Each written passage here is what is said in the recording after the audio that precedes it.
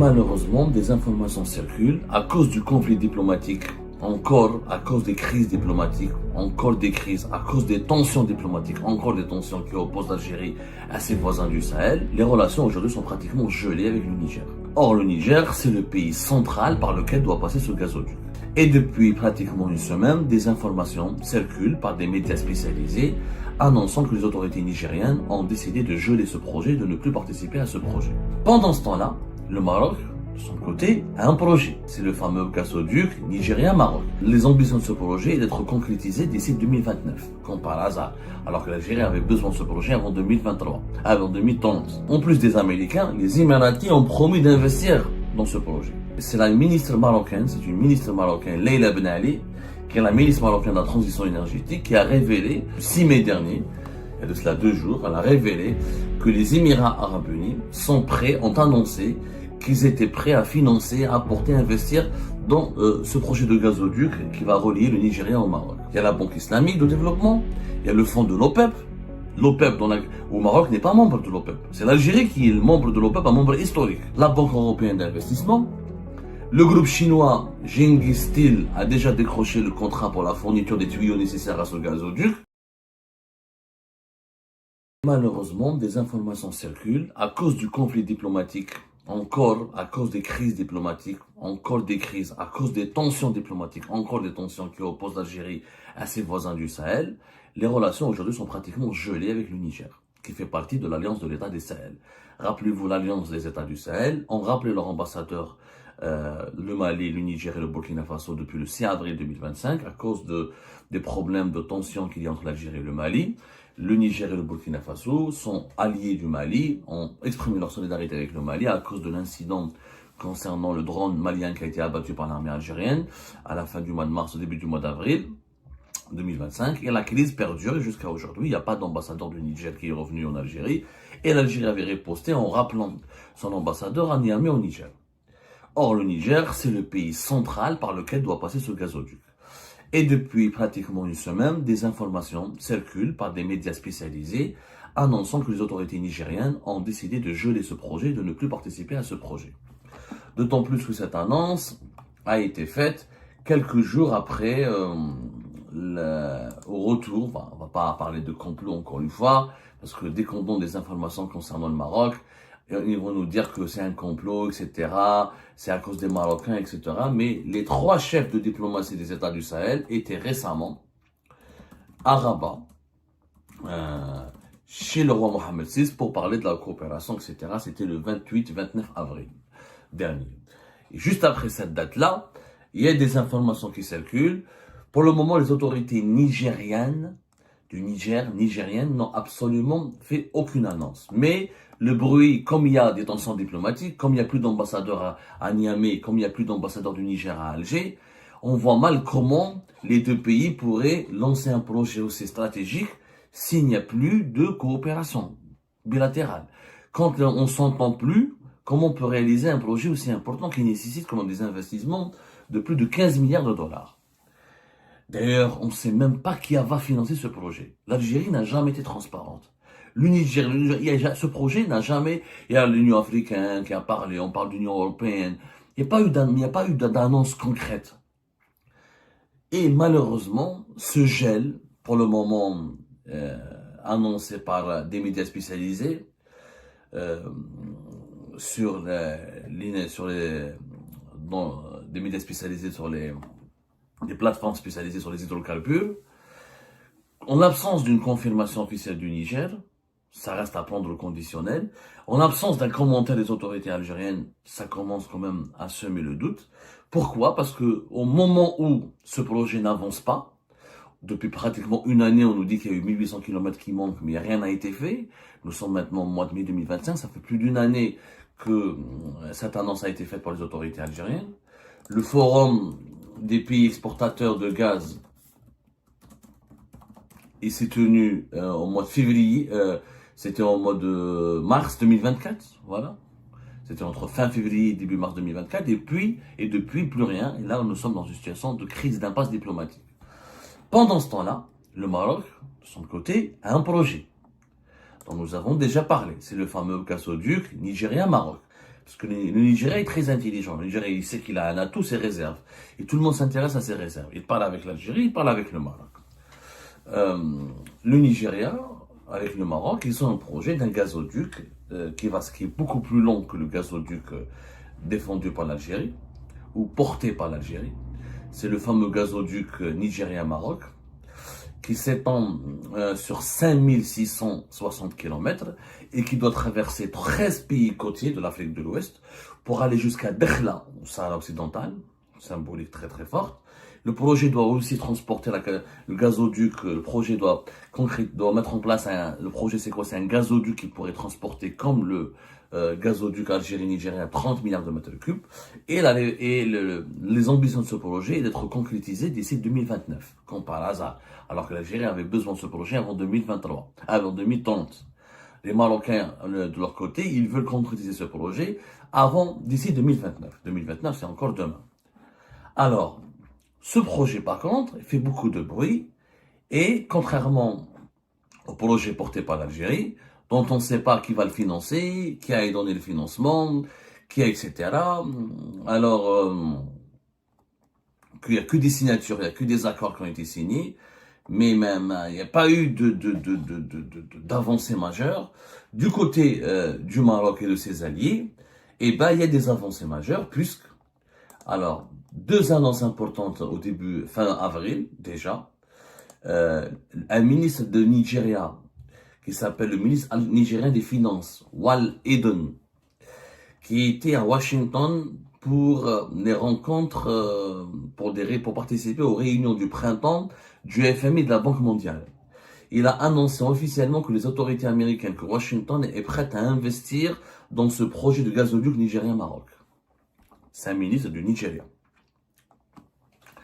C'est pas le ministre du Maroc, c'est le ministre des Finances du Nigeria, Wal Eden, qui depuis Washington a dit que les autorités américaines ont évoqué avec lui leur volonté d'investir dans ce projet de gazoduc. Donc déjà les États-Unis ont envie d'investir de l'argent.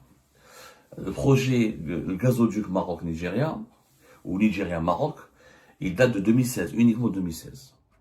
C'était lorsque Mohamed VI, en décembre 2016, il est parti au Nigeria pour signer ce projet-là et pour proposer ce projet au Nigeria. Le projet Algérie-Nigeria, le gazoduc Nigeria-Algérie, date, comme je l'ai dit, pratiquement depuis les années 70. Mais il a été mis en place comme projet réellement depuis 2001. Donc regardez le retard qu'on a pris nous, et du côté du Maroc, depuis juste 2016, ça s'accélère. Autre annonce inquiétante, et vous allez comprendre pourquoi c'est inquiétant, c'est qu'en plus des Américains, les Émiratis ont promis d'investir dans ce projet. Et qui a fait cette promesse? Les Émiratis ont annoncé c'est une ministre marocaine, Leila Ben Ali, qui est la ministre marocaine de la transition énergétique, qui a révélé lors d'une journée à la fin du mois d'avril, la même chose. C'était le 6 mai dernier, il y a de cela 2 jours, elle a révélé que les Émirats Arabes Unis ont annoncé qu'ils étaient prêts à financer, à apporter, à investir dans ce projet de gazoduc qui va relier le Nigeria au Maroc. En plus, elle a donné, lors de cette prise de parole, ce que les dirigeants algériens ne font pas, les dirigeants marocains le font. Et ils nous disent qui va financer ce projet. Il y a la Banque islamique de développement, il y a le fonds de l'OPEP. L'OPEP au Maroc n'est pas membre de l'OPEP. C'est l'Algérie qui est le membre de l'OPEP, un membre historique. Mais c'est l'OPEP qui va financer le projet au Maroc. Mais pas au Nigeria et en Algérie. C'est un peu bizarre. La Banque européenne d'investissement. Le groupe chinois Genghis Steel a déjà décroché le contrat pour la fourniture des tuyaux nécessaires à ce gazoduc. Et les États-Unis d'Amérique ont manifesté leur intérêt, comme l'a dit le ministre nigérien. Et les Émirats Arabes Unis sont prêts à participer à ce financement. Le montant du financement qui sera accordé par les Émirats n'a pas été encore pour le moment révélé ou expliqué. Pour le moment, ce sont des annonces. Le projet, encore une fois, partira de la ville de Dakhla, Sahara occidental. Regardez la ruse marocaine, machiavélique. Les Marocains sont machiavéliques. Ils veulent faire un gazoduc qui va commencer de Dakhla, dans un territoire qui est encore disputé, sur lequel le droit international n'a pas encore annoncé de verdict définitif. La marocanité du Sahara occidental a été reconnue par certains pays, mais n'a pas été encore reconnue par le Conseil de sécurité de l'ONU, ni par l'ONU elle-même. Juste pour rappeler les faits. Donc ça reste un territoire qui est pour l'ONU, pour l'Organisation des Nations Unies, qui n'a pas, dont le statut juridique n'est pas encore clair, reste encore à déterminer. Mais ça n'empêche pas, ça n'a pas empêché les Marocains de lancer des grands projets. Donc, nous avons regardé la situation extrêmement inquiétante pour les intérêts de l'Algérie. Un officiel du Nigeria qui dit que les Américains sont prêts à investir dans ce projet. Les Émiratis ont annoncé par des officiels marocains qu'ils sont prêts à investir sur ce projet. Déjà, des banques, des organisations internationales, comme le Fonds de l'OPEP, comme la Banque islamique, comme la Banque européenne d'investissement et la Banque islamique de développement, ont annoncé qu'ils veulent investir dans ce projet-là. Et du côté du gazoduc de Nigeria-Algérie, ou Algérie-Nigeria, rien. Aucune transparence. On n'a aucune idée sur celui qui va financer ce projet. Il reste 1800 km de gazoduc à réaliser, qui va les réaliser. Et au Niger, les relations maintenant avec l'Algérie sont dans une impasse totale. Je dis bien dans une impasse totale, voire elles sont gelées. Et le risque, c'est, s'il y a une crise avec les États du Sahel s'aggrave, c'est que le Niger risque de se retirer définitivement et de ne plus donner suite à ce projet-là, alors qu'ils sont le Niger, ce gazoduc ne pourra pas voir le jour, parce que, sauf si on veut contourner plusieurs pays pour passer par la Libye, le Tchad, ça va être encore beaucoup plus compliqué, ça va nous coûter encore beaucoup plus d'argent. Si toutes ces informations sont confirmées, si le Niger demain se retire, et ce gazoduc projet algérien est compromis, je peux vous assurer que nous sommes dans des salles d'armes. Si le gaz du Nigeria nous échappe, ici, parce que moi dès le départ, le projet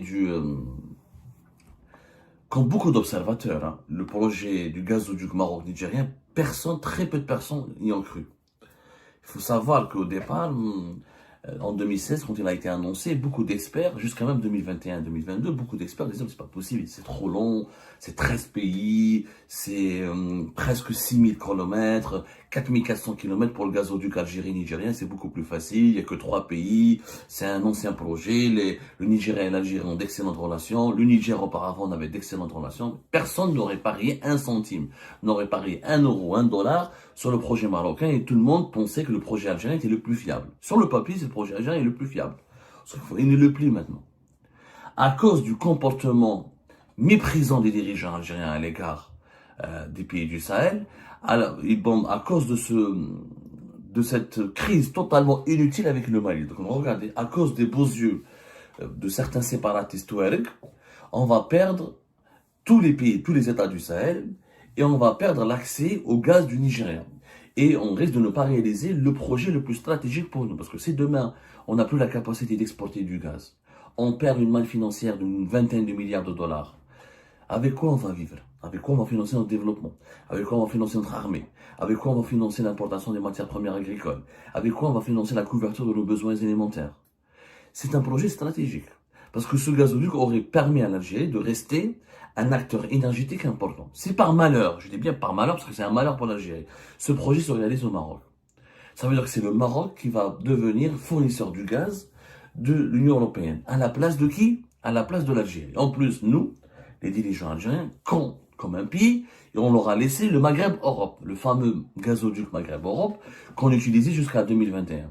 Ça a été fermé en octobre 2021. Et les Espagnols et les Marocains l'ont récupéré. Et l'infrastructure subsiste. Donc les Marocains, en fait, n'ont rien à faire. Il suffit juste qu'ils construisent ce gazoduc par des financements internationaux jusqu'à Dakhla.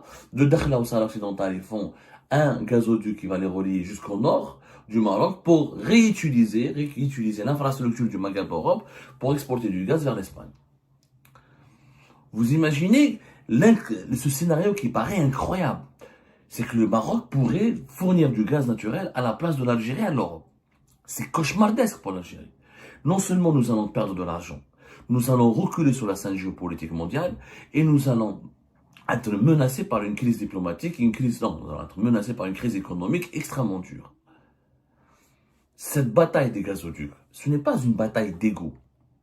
Ce n'est pas une bataille de prestige, c'est une bataille de survie.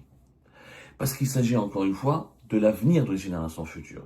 Il s'agit encore une fois de la place de l'Algérie sur l'échiquier géopolitique, économique et énergétique qui est le cœur, qui est l'un des piliers des rapports de force diplomatiques dans le monde.